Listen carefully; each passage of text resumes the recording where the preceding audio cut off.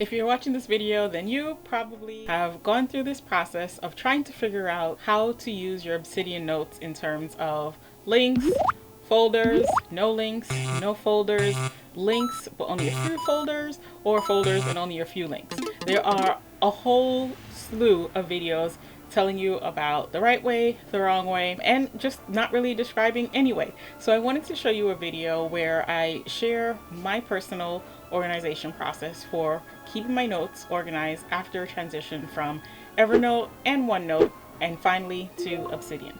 My name is Georgiana, and on this channel you'll find videos to help you with productivity, confidence, and just getting through life with as little friction as possible, except when necessary, because sometimes a little friction is a good thing.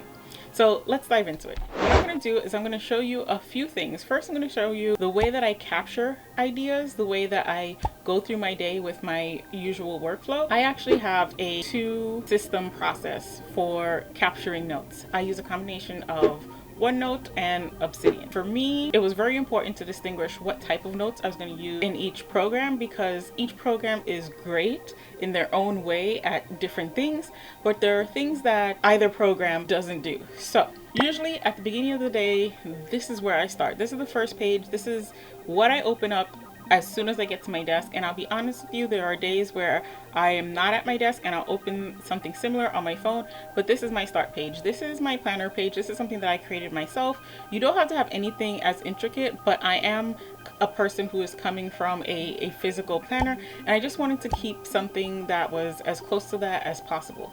The benefit of having a digital planner is that I don't have to have an actual notebook. So this was what used to be an open overlay of my planner pages.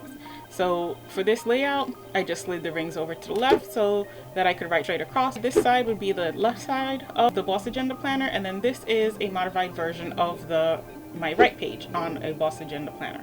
So the only thing that I changed for this is in the actual planner, the note section is the top half of the page, but one of the benefits, and here is the first reason why I love OneNote. With OneNote, you do have this unlimited page, so you can keep as much as you want anywhere. You just go and go and go and scroll and scroll and scroll as far in or out as you like. The other thing that is important to me is that I write with a pen. There are times where I am copying information and it's just easy for me to type, and there are times where an idea comes up that I just need to jot down, and my inclination is to go for my pen.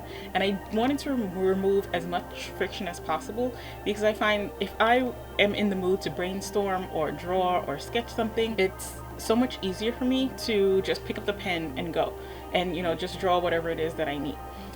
Sometimes I need to just brainstorm and get ideas out on the paper, instead of looking for a piece of paper and then trying to figure out where I put that note later on. I capture it all here on my daily page. So I begin my day with my morning gratitude, writing out my goals. Yes, I do that every day. And then I pick my top 3 priorities for the day. I might begin by going to my weekly page and thinking about what I want to, work on for the week. I also will look at my Google Calendar, and if I haven't already, I'll populate any appointments or meetings, anything that I need to here in the schedule list.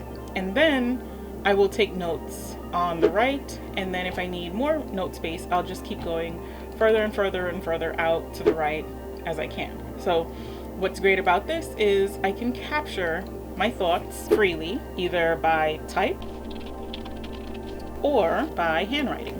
Sometimes I'll just put like random, and then I can either draw or write, doodle, whatever it is right here.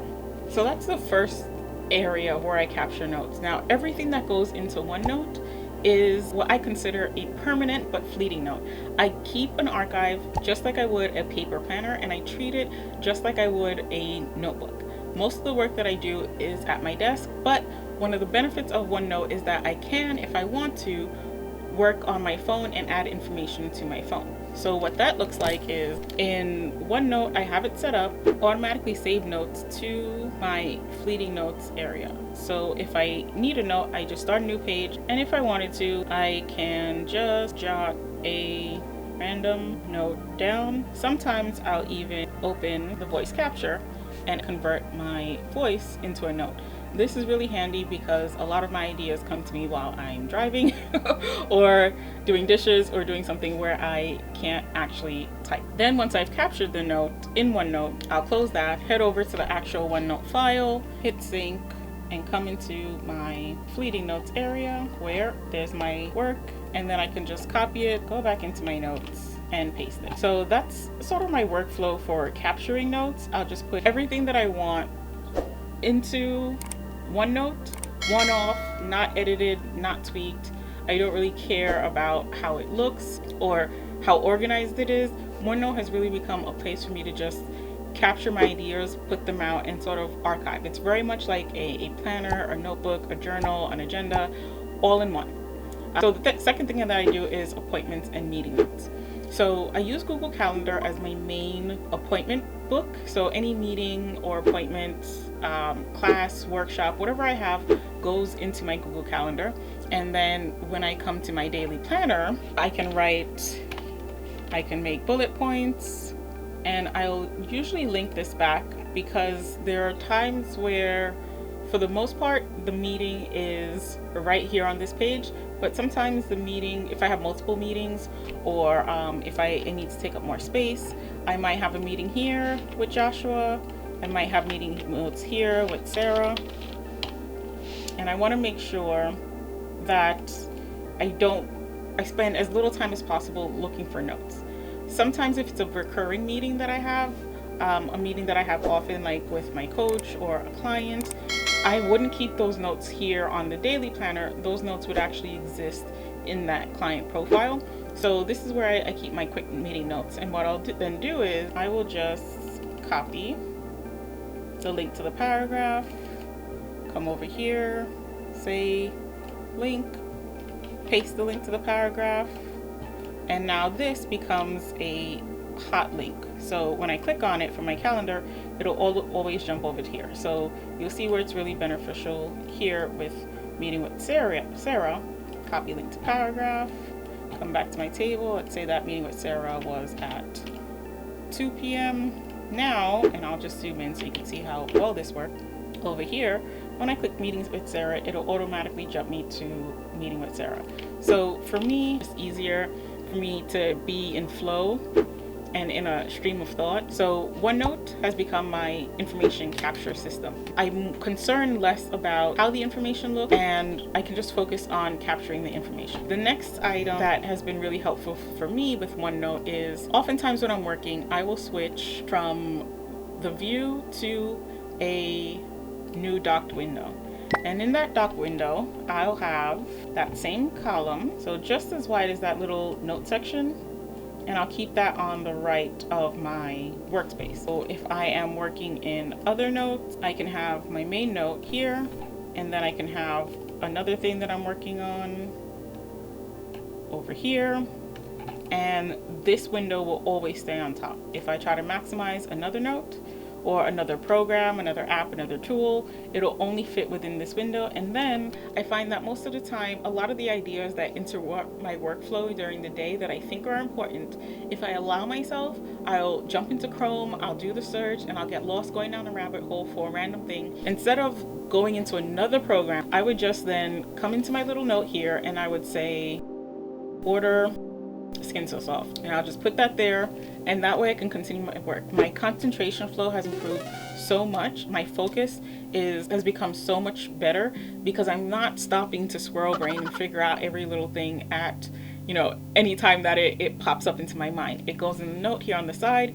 If I have a question, if I have a to-do, if I have, you know, whatever comes up, I can just put it here on this list and come back to it later. Now, once I'm done with the day or my meetings, then I decide what items want to get into my zettelkasten. On the left-hand side, you'll see that I have a very simple folder system that is basically numbered at the top, at the highest level, so that they're in the order that I want them to be. So you'll see on the left-hand side, I have 6 categories. Most important thing is to do what works for you. I think it's really important that you use a system that helps you remember things. So for my first category, For me, it's my fleeting notes, because these are notes where if I, when I first come in and I need to just get an idea down, I don't want to have to dive into any of these things. I just want it to be there at the top, so I can open it up, create the note, get it down on paper, again, removing as much friction as possible to getting the note down. Followed by that, I have my directories, because other than capturing notes quickly, the other thing that I want to be able to do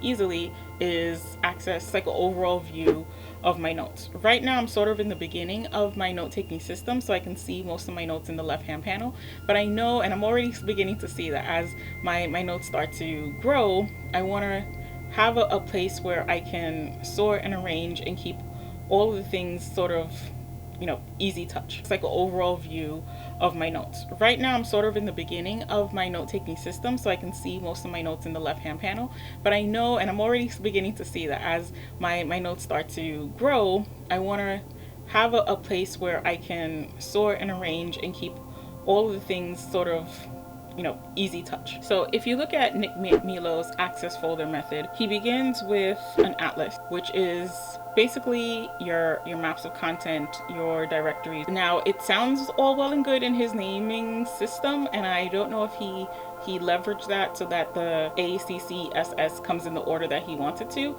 but for me, I don't want to think about what is an atlas or what does the atlas mean. It's the directory. It's where I find my maps of content. It's where I find links to the other pages in my vault. I did away with a lot of that like fancy terminology. It sounds all great, like even the PKM method. At the end of the day, what does that even really mean? Personal acknowledgement method. You don't have to worry about all of those things. Just worry about what you'll remember and what stands out to you. So you can call it an index, you can call it your table of contents, whatever resonates with you. To give you an idea of my directories, right now I have my home canvas. I'm sort of playing with a giant canvas space for all of my maps of content so that I can see them all. But for right now, I call it home 1.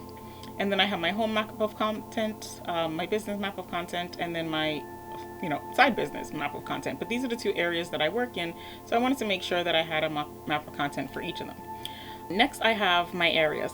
For Nick Milo, it was called his spaces, and it was his last area. My areas are, I guess others have called their project or different resource. My main areas are content creation, my personal journal, my meeting notes, people and companies, and my links to my OneNote files, so that if there are any main notes in OneNote that I find myself going to often, I can just access them from right here in the vault. I also have different maps of content within my OneNote program that I can use to maneuver around, but the goal here was just to keep this down to the things that I'm really accessing regularly, that I want to see easily, and that I use often.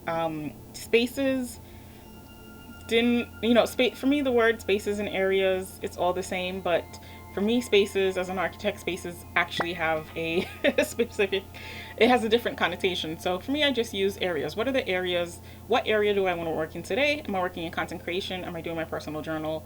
Or is it a meeting that I have? I did not have a calendar area because, like I said, I use Google Calendar for my main calendar stuff. And then my OneNote planner is like my backup to that. So I didn't need to have a calendar area. In my areas, I have my personal journal. That is really the only thing that I would put in here and have specific dates. But like I said, I use Obsidian mostly for like, it's almost as if I've written something down in a physical planner and then I transfer it over into digital. But if I'm actually already doing it in digital. Sometimes I will just open up a fleeting note straight. Like if I'm doing a personal journal or a quote, I'll just put it into fleeting notes. Also, if I'm working off of my phone, and which is a little bit hard to maneuver, it's not as streamlined as working on the desktop. So if I'm putting a note on my phone, I'll create a fleeting note in Obsidian or OneNote on my phone, and then I'll just pick it up here on my desktop. My areas are the place where a calendar would go if I was going that route, but I didn't, so I just did away with the calendar section. I believe cards were like our version of zettelkasten. As I've seen it described, cards is where there's like an equivalent between areas. So your spaces We're like the different areas of your life, your personal life and your work life. I am the owner of most of my businesses. They all blend together.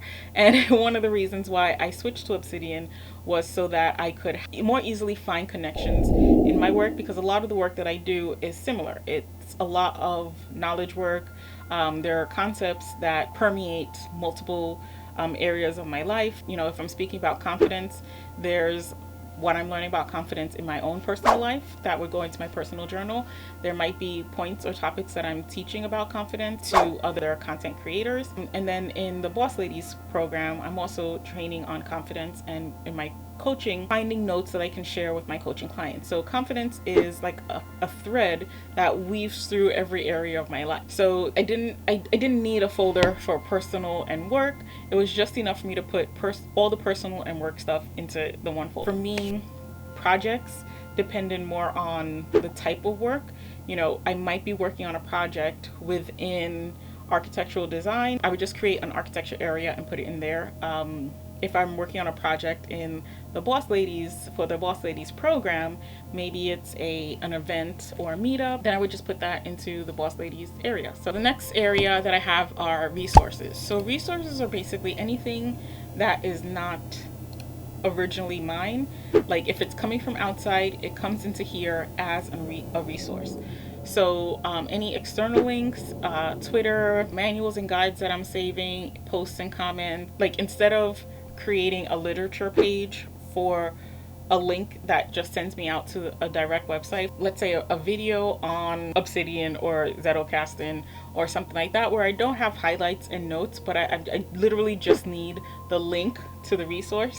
That's anything in here, something that I would click and that it would take me to somewhere else. Like if I just wanted to capture and save the link, you can also do that in like your bookmarks in your browser. The problem with the browser is that everything you save goes in one folder. By saving it into Obsidian, I can then use my tags to link that thing to multiple stuff. For example, I might attend a Women in Tech conference as a speaker, in which case I would have project notes for what I was preparing as my speech. I might attend as an attendee, and then I would have conference notes, and those notes would have to link to other things. So I would create my notes, I would link it to this link for that program, and I would just have the link saved. So manuals and guides, posts and comments, resources, things I'm inspired by, tweets, Women in Tech conferences, those are all external. In my references and sources, you'll see I have, another set of overall ideas. So my articles, my books, conferences, films, music, podcasts, poems and shorts, quotes, sermons, training courses, and videos. These are just some categories that I find myself capturing a lot of different information in, and I just want to be able to come in here and find the thing. But resources is pretty straightforward. Next, I have my settings, which are my attachments and my templates. My attachments are basically my images. My templates, you'll see, are templates that I use for when I'm creating stuff. So those are my outlines. My reference templates are the templates that I use when I'm creating specific notes. Some of them, each one is slightly different. For example, if I'm taking a course, I want to note who's hosting the course, who the speaker or the instructor was, any notes and any resources. Whereas if I am doing a literature note for my zettelkasten, then I'm looking more for, who's the author, where's the source.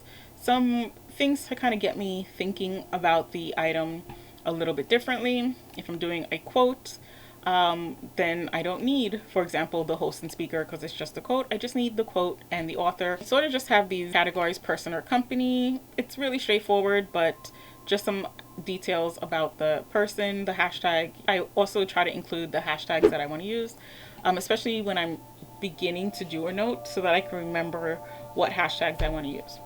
I have my map of content. All of my map of contents I want to link to the home canvas and the previous map of content. So right now, all of my map of contents are basically going under home. I don't have a third or fourth level, but I would basically just make these two links. Like, how do I, as my links expand, I just have a link so I can get all the way back up to the top, or so I can go like one level up. And then in each level, I'll be able to go either all the way up to the top or just one level up. And then I have a little reminder. You know, the benefit of a map of content is that you can put a little bit of information in there. And then I have a little space for any map of content that's related, any related concepts, so I can link my maps of content to each other. And these items that are inserts, these are things that I'm not really a coder, so there are things that I don't remember, but there's anything that I enter often that I don't want to have to remember what it is. In this case, it's the underline, because I cannot remember what the code was to do underline in Obsidian.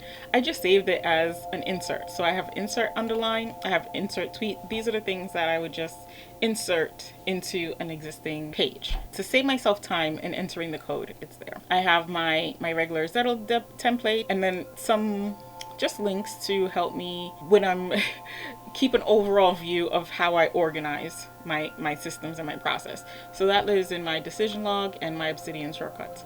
Decision log is actually something that I'll show you.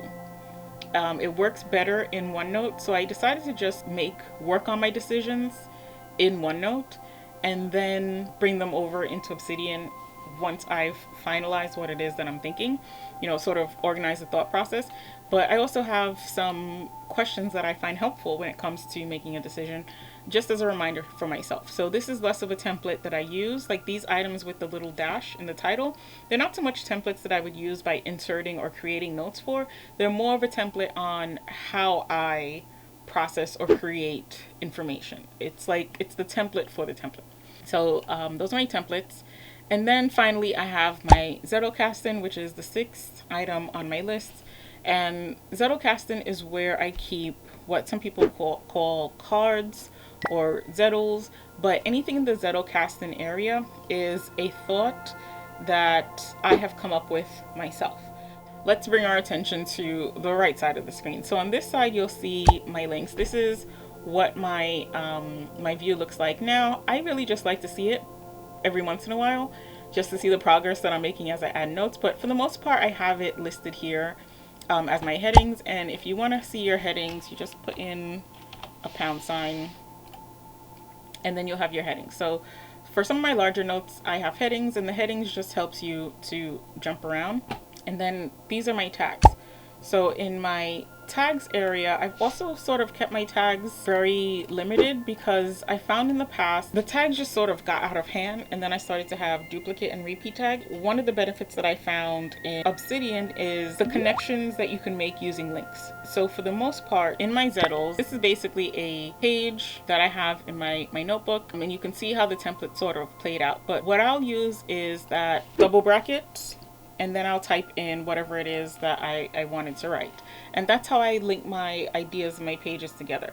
My tags have become more organizational, so it helps me know what the category of note is. So this card or Zettel, whatever you want to call it, is a good example, because this is actually from a book I read. So I've linked that book here as the resource. There are some categories that I work on. For now, these are not pages that I've actually created, but there are pages that I intend to create because I tend to have a lot of work around them. But I didn't want to have a hashtag for them, because I want to create a page and I want to have maps of content, and I want to look at them as a way to capture information in a list view or on a page view.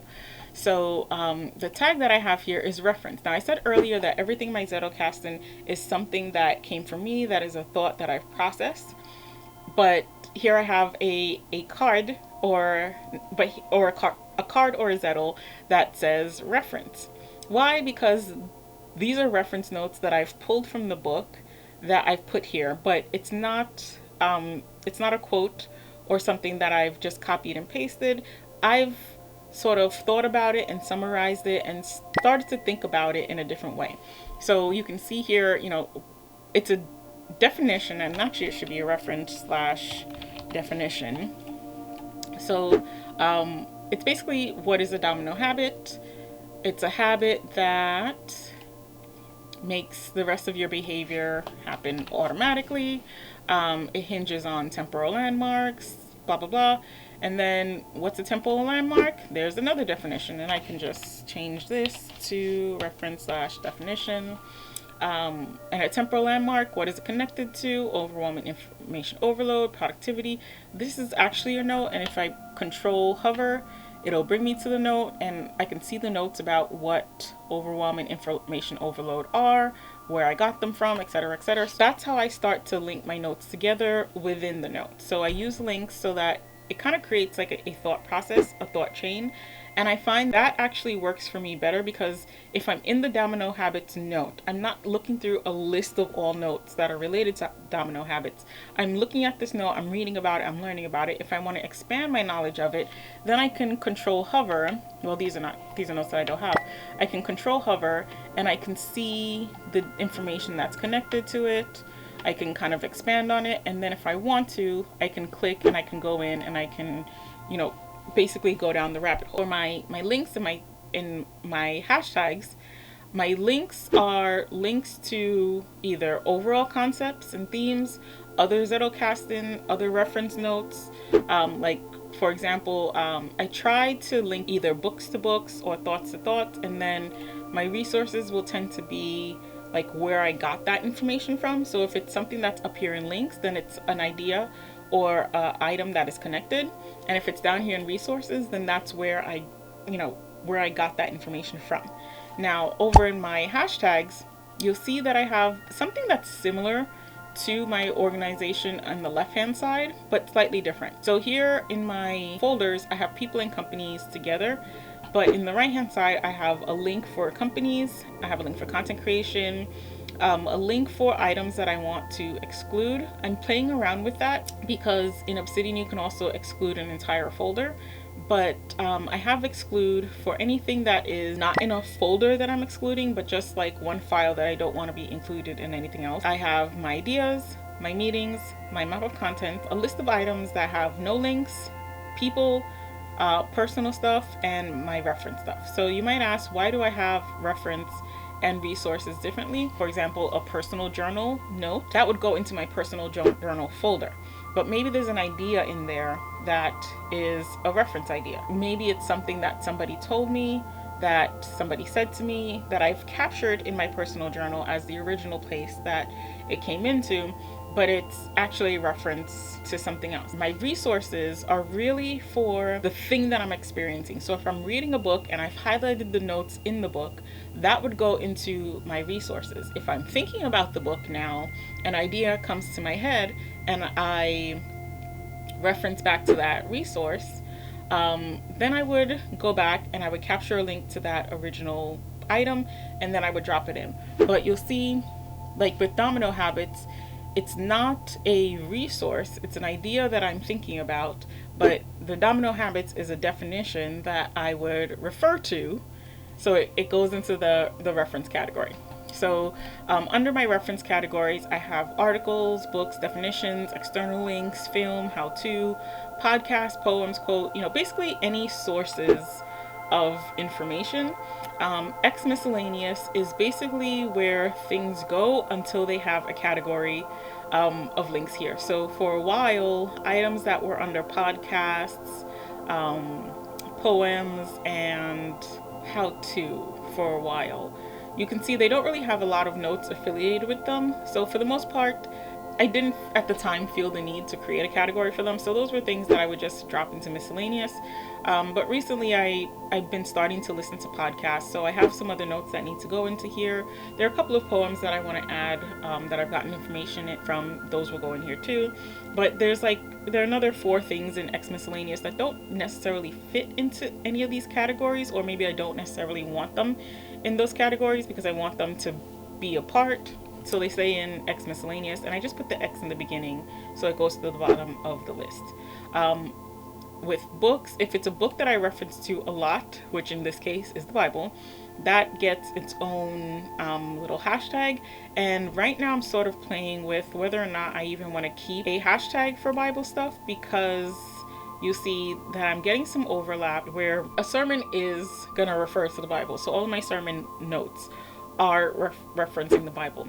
The place where it comes into a difference, where it begins to make a difference, is there sometimes I'm capturing my own thought, or in another, say, non-religious book that I'm reading, I'll read it and I'll link it. Here's something I journaled about that is connected to the Bible, but it wasn't a sermon that I attended or listened to. A lot of my notes, my journal, my goals, they'll often refer to a Bible verse or a Bible story.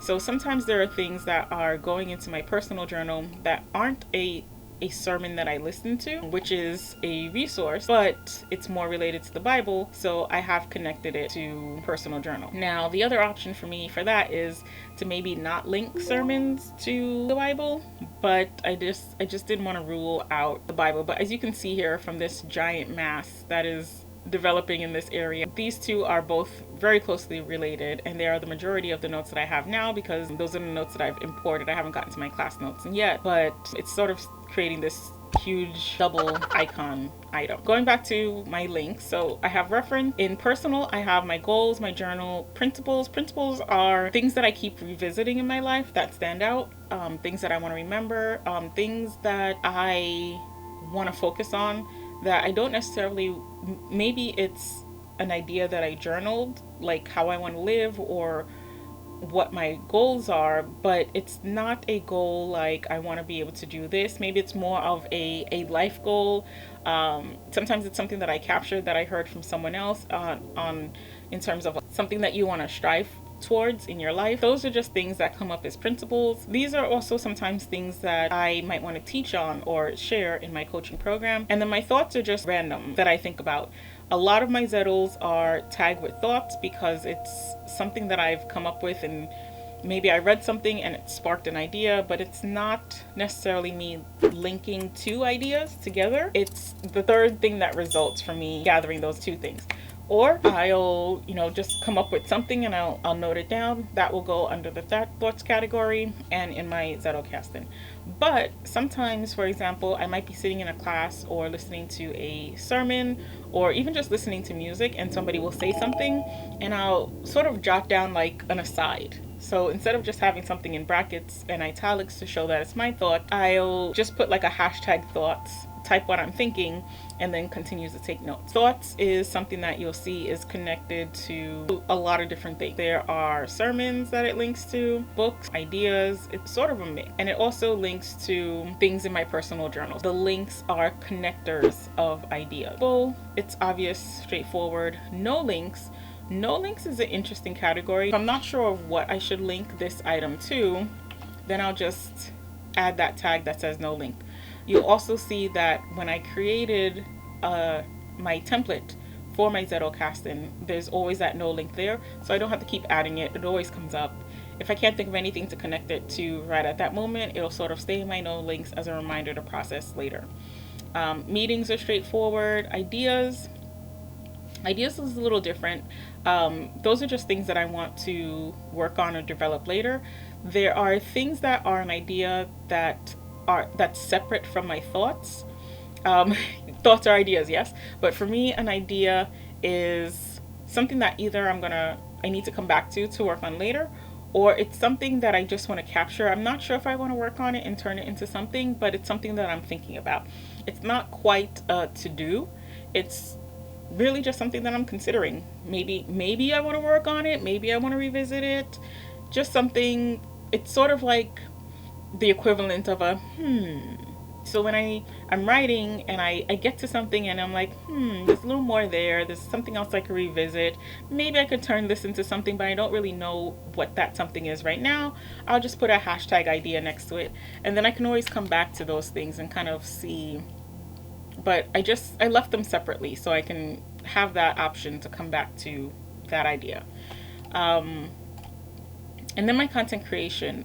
Content creation is basically two things. One, it's the specific brand that I'm working with. Again, there might be overlap. So because it might overlap with something else, it's a hashtag and it's a folder. There are notes in my zettelkasten that might relate to different things that I'm working on. So this allows me to link the different brands.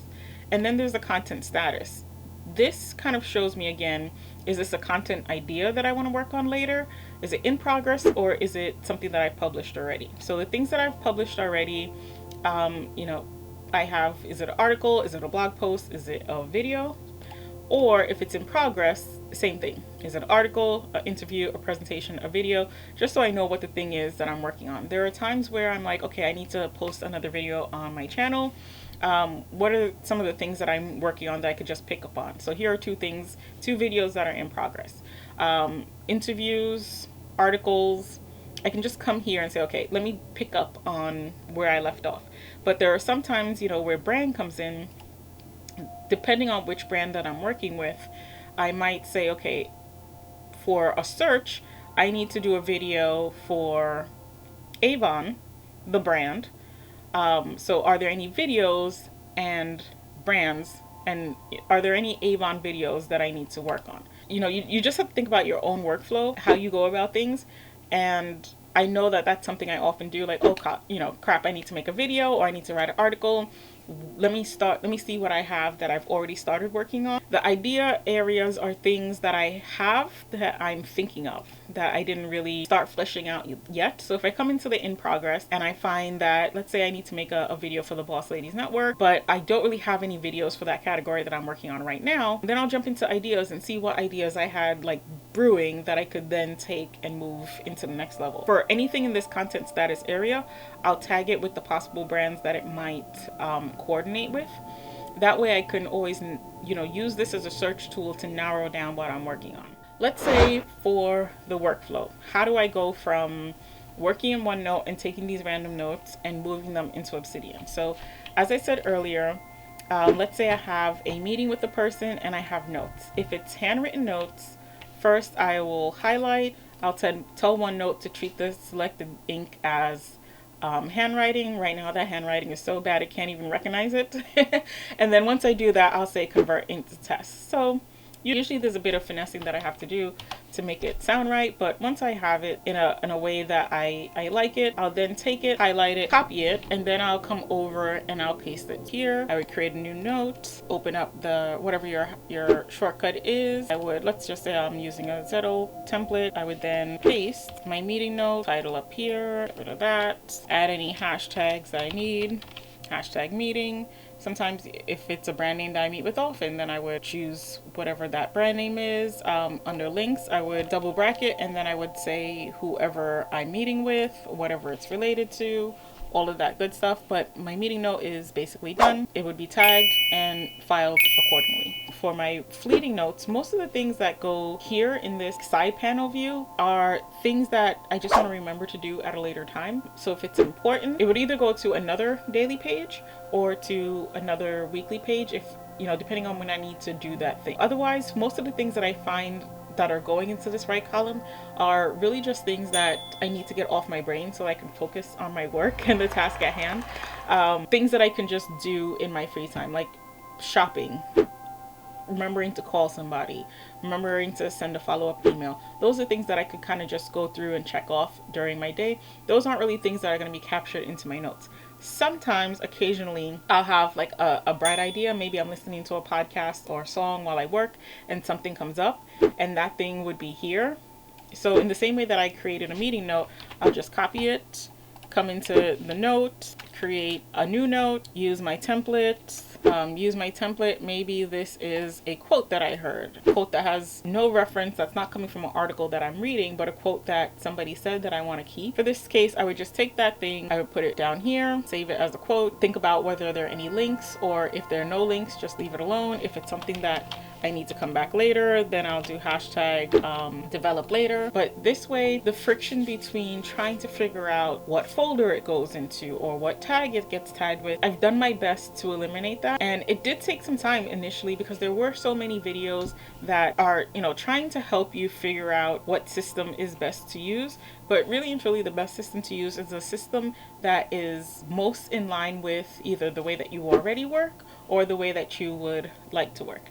For me, my goal with Obsidian was to create connections between the information that I was gathering in my personal development, in the courses, trainings, sermons, lectures, workshops, conferences and conventions that I was attending, And the books that I was reading, the articles, the blog posts, the videos, I found that, when you're interested in something, you tend to get the same information from a multitude of different resources, and you use that information in different ways. You might be using it in your job as well as in your journal, and I find that there was so much overlap between the information that I was gathering, but I couldn't remember it and I couldn't find it. I'd remember that I heard this quote somewhere, but I couldn't remember what the quote was. Here, I can either use my folders or my tags to find that quote really easily. So if it's a quote that I read in a book, I could just hop into my folders, open the book, and find the quote. If it's a quote that I heard but I don't know what book that I heard it from, I could literally just do a search for some of the words from the quote and I can find where it is. If it's a quote that I don't remember the words for, but I remember the person who said it, there are a lot of different ways that I can find the same information, whether it's folders, links, or tags, but there isn't so much of any one of them that I have an abundance of tags that I have to remember. Something else that I should mention is if you want to create a tag that is like a sub tag of another tag, there is a plugin that I have called multi-tags, but that helps you control the tag. And like you saw me do earlier, if you want to just make it a sub tag, you would just do hashtag first level / the second level, and then that would create that sub category. So let's say I want it to be idea/dev. You'll see here now that's created. Let's say I want to add another level, develop next year, just add another / for level, and then you can keep going down. My goal is really to try to keep this tag list as narrow as possible, so that if I'm thinking of what am I working on, is it content creation? Okay, I start typing content creation, I can see all the tags that I have here. Sometimes even I don't even know, maybe I can't remember what the original headline is, or maybe I just don't want to type out the whole thing. Let's say I read an article and I want to archive this article, or I could just type hashtag article and I'll see any category that I have that has that art. So I have, is it a reference article? Is it an article that I've published? Is it an article that I have that I'm working on that's in progress? I can kind of see what my options are, and then I can choose from the list like that. So that's a feature that comes in handy. This is a system that is sort of unique to the way that I work. For me, what was important was being able to capture ideas with my tablet, because I know that that's how I learn, that's how I process information. And when I'm in flow and just sort of having like a brainstorm moment, sometimes I want to type it out, sometimes I want to write. I don't want to have this hesitation to figure out, okay, do I want to capture this note in Obsidian or do I want to capture it in OneNote? It doesn't matter where I am. I could just open something, put the information down, and then figure out where to put it later. It's even gotten easier to do that because I won't even bother to delete things from my daily pages in OneNote, because it doesn't overlap with Obsidian in search or anything. And there's sort of like an archive in OneNote that's like, again, that physical printed planner. And then I can also create links between Obsidian and OneNote. I can just click on architecture projects and it will actually open up a OneNote file where I can see all the things that I'm working on for that architecture project.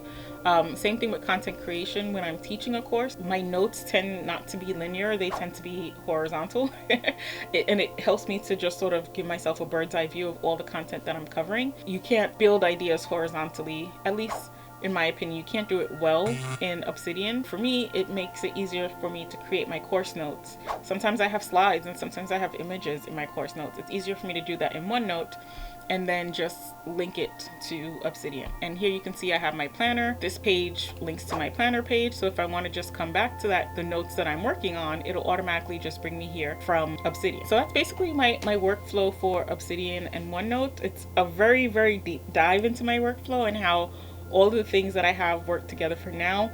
It's taken me a while to work out this process, because at first I didn't want to completely transition into any app or program. I think it's important to have the backlinking that Obsidian offers, that OneNote doesn't do as well. But for me, it's also important to have that creative flow of thought so that I can just get my ideas down and then worry about where they go later. One of the biggest challenges to a personal knowledge management system is that there are so many different ways to do it, so many different ways that work, so many different programs that are out there that don't do exactly what you need. It becomes hard to create a system for yourself, but the only way you're going to know is to just try. As I've created this system, like I said with, for example, the miscellaneous notes, I found that I was having notes that I didn't really know where they should go. And then I said, you know what? Okay, I'm starting to see that I have a couple of notes that are sort of similar. Maybe I need to create a new hashtag, or maybe I need to create a new folder. But it really helped to just have an idea that, first of all, I didn't want to have a lot of folders,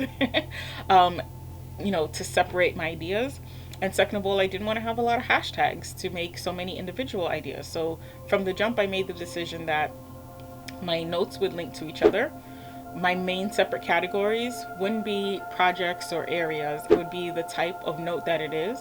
So if it's a note that's my thoughts, it's basically a zettel. If it's a big summary of notes that I've gotten from an article or a book, my highlights, things like that, then that's going to go in a reference category. The things that I touch often are closer to the top, easier to find. The things that I don't deal with so much, they can be embedded and sub-embedded and, sort of put to the side so that I don't see them as much, so that I can collapse them if I'm not working with them as often. I tried to make it so that I'm not constantly opening levels of folders. Like my zettelkasten, according to some of these other systems, would be embedded 2 or 3 levels deep, but my zettelkasten, like the whole point of this system is that I'm constantly putting things in my zettelkasten. So for me, that is a top level thing. Fleeting notes in my zettelkasten are things that I frequent often, so those things needed to be top level. My resources, it's less often, because it's usually me processing information, and once I've processed it, I'm not really coming back to it. So if I read an article and I've highlighted and I've made notes, it's the notes that I'm going to access, and those notes are going to live in my zettelkasten. The actual book or article I may not come back to unless I'm looking for a specific thing, so that could be a little bit deeper down in the list. But I might want to see how that relates to some other books or articles that I'm reading, and the way that I'll see that relationship is either through the hashtags that give them the category, or through the links that they have in common. As I start to see links form, then I'll get to realize, and I'm already starting to realize that different books are linked because they have similar concepts. So some of the links that I have, just to give you an idea of how I create links, are people's names, concepts like I said, confidence, a thing that I keep coming back to. And even if I'm not sure and I'm just trying to think, I would just kind of type and start going through, anything that I'm reading and I'm starting to, I feel like it's something that might come up later, I'll just double bracket it so that I can then take that double bracket and see if it actually is something that comes up in multiple places. Like right now, you see I don't have a specific page for C.S. Lewis, but let's say I want to create a page. Look at that. I've already linked him in 2 or 3 different places. So when I search for this author, I'll find any quotes that I have for him, as well as where I got those quotes, which also exists inside the specific quote, because then I could just follow that link and come back. So it's the same information. Again, it's just the importance of being able to find that same information in different places. So if you like this video, go ahead and hit that like button. And if you like seeing videos like this, make sure that you subscribe. So my name is Georgiana Haynes, and I'll see you soon. Bye.